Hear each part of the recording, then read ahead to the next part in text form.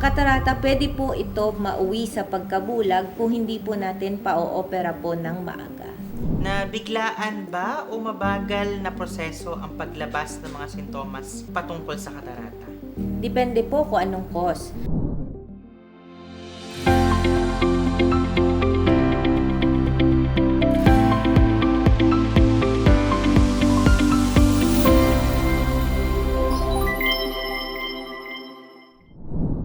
Ikaw ba ay nakararanas ng malabong paningin, misty o foggy vision, o ang pakiramdam na parang may ulap o puting film sa inyong mga mata?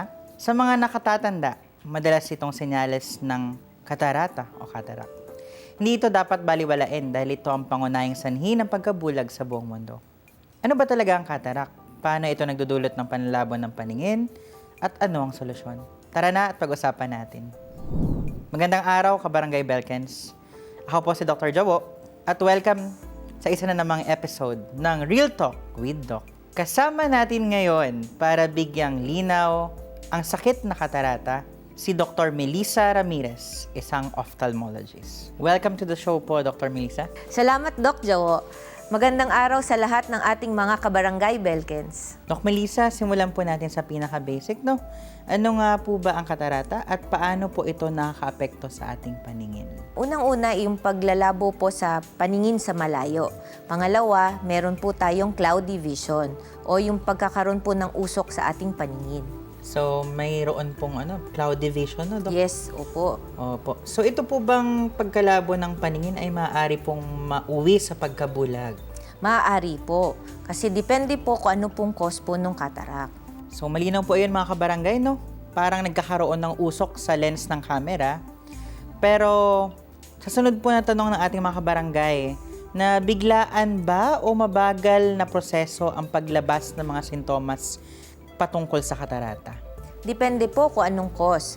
Pwede po ang cause po ng pagkaroon ng katarata ay pagtanda, diabetes, paninigarilyo, obesity. Panglima po is yung family history. Pag ganun po, ito po ay mabagal, unti-unti. Pag ang cause po ay trauma or previous eye surgery, mabilis po ang pagkaroon po ng katarata.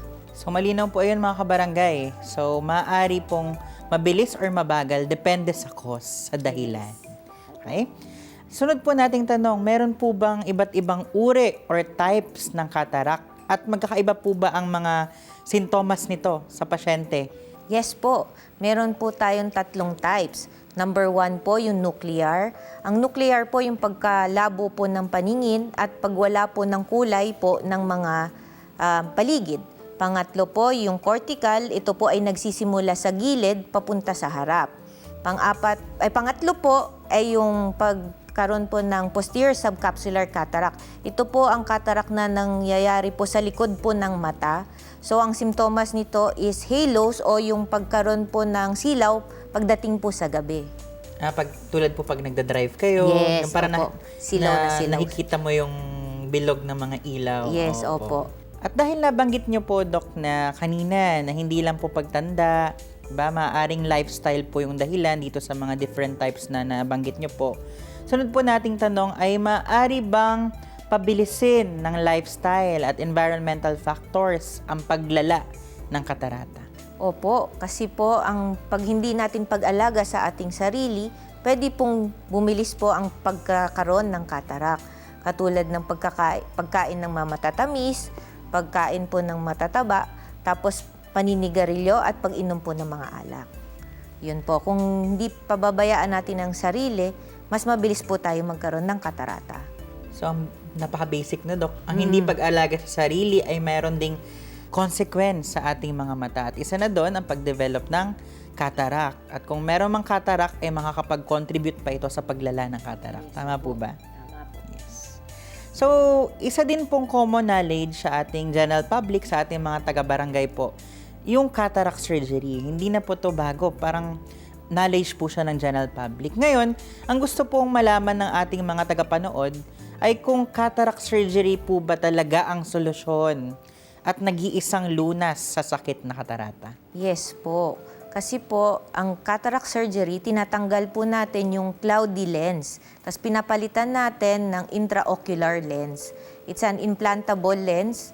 Kung ano pong gusto po natin ilagay na vision, doon po natin i-implant po sa loob po ng mata. Yun po, ang success rate po ng cataract surgery is 97%. It's a simple procedure for 15 to 20 minutes po. So, maikling procedure, 15 to 30. Hindi siya Oo. tulad ng mga operation sa ibang organs na Matagal. umaabot ng oras. Pero Yes yung po. success rate, very promising. Yes, opo. 97%. So, all the more na wala po tayong reason na matakot. Kasi Yes po. yun po yung nag-iisang lunas, mabilis, at mataas yung success rate. Yes, opo. So, Doc Melissa, napakalaking pasasalamat po namin at napakarami po naming natutunan ngayong araw, lalo na patungkol sa pag-alaga ng mata at patungkol sa cataract. Ngayon po, Doc, dumako po tayo sa isang paboritong segment dito sa ating Real Talk with Doc. Ito po ang tinatawag po naming Mythbusters. So, madaming haka-haka sa sakit na katarata, Doc. Linawin natin ngayon ang totoo at isegregate natin yung mga hindi totoo. Handa na po ba kayong sagutin ang mga katanungan ng ating mga tagapanood? Yes po. Kung gayon, simulan po natin sa unang statement. Ang katarata at iba pang sakit sa mata ay dahil sa kakulangan ng pagkain ng kalabasa at carrots. Very interesting, Doc. Hindi po. Kung talaga pong malabo ang inyong mata, ang pagkain po ng carrots at kalabasa, hindi po siya nakakalinaw. Ang pagkain po nito ay tumutulong po sa overall health lang po ng mata, pero hindi po siya pampalinaw.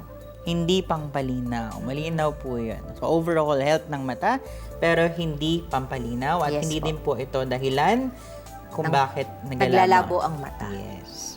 Pangalawa pong statement, Doc, dahilan ba ng katarata ang labis na paggamit ng cellphone? So, yung mga, ano po natin, mga meme, no? Sabihin, kaka-cellphone mo yan. Totoo po ba ito, Doc? Ay, hindi po. Pero pwede pong maglabo ang mata dahil po sa pagsi-cellphone, dahil po tumataas ang grado. Hindi po katarata. Ang pagsakit po ng ulo, paggamit ng cellphone, eye strain na po ang tawag doon. Hindi po katarata. Muntik na po akong maabsuelto. Akala ko ay hindi ang pinakasagot. Pero hindi lang pala katarata. Pwedeng mauwi sa pagtaas ng grado dahil sa eye strain. Tama po ba, Doc? Yes, tama po. Pangatlo pong statement, pag may katarata ka, wala ka nang makikita. It depends po kung gaano po katagal na ang iyong katarata. Ang katarata, pwede po ito mauwi sa pagkabulag kung hindi po natin pa-oopera po ng maaga. Kung hindi ipapa-opera ng maaga. So, dapat early detection. Yes. At kung makita mo man yung sintomas, dapat pumunta po sila agad. Oo, sa isang ophthalmologist. Yes. So, number 4, I believe ito yung panghuli nating statement, Doktora. Hindi na kailangang magsalamin kapag may cataract surgery dahil lilinaw na ang mga mata. Totoo po ba ito? Depende po kung ano pong ipapalagay nyo po sa inyong ophthalmologist na implantable ocular lens. Yun po. Meron po kasing mga lente pang malayo lang at meron po tayong tinatawag na trifocal, means pwede po makita yung pasyente ng malayo, intermediate vision, tsaka near. Hindi ka na magsasalamin. Pero pag pinili mo ay monofocal, magre-reading glass ka. Yun po ang ano. It's a myth po kung hindi po niya, kung wala na talagang salamin gagamitin. Yun. Sa madaling sabi po mga kabarangay, ito po ay nakadepende sa implant na ilalagay. Yes po. So yun po mga kabarangay Belkens, napakaganda at napakalinaw na mga natutunan natin ngayong araw. Maraming salamat po, Dr. Melissa, sa pagbahagi ng iyong kaalaman at of course sa mga tips para mapanatiling malinaw at ligtas ang ating paningin mula sa katarata. Maraming salamat, Dr. Jowo. Sana po marami pong natutunan ng mga kapwa natin Pilipino regarding po sa katarata para mabilis po silang makapagkonsulta sa kapwa nating ophthalmologist. At syempre, tandaan natin mga kabarangay, huwag hayaang maging parang maulap na bintana ang iyong paningin. Huwag baliwalain ang paglabo ng ating mga mata. Magpakonsulta agad-agad. Sa mata, bawal ang magpahuli. Kaya bantayan natin ang ating kalusugan at ang kalusugan ng ating pamilya. Hanggang sa susunod, mga kabarangay Belkens. Stay safe, stay strong, stay healthy.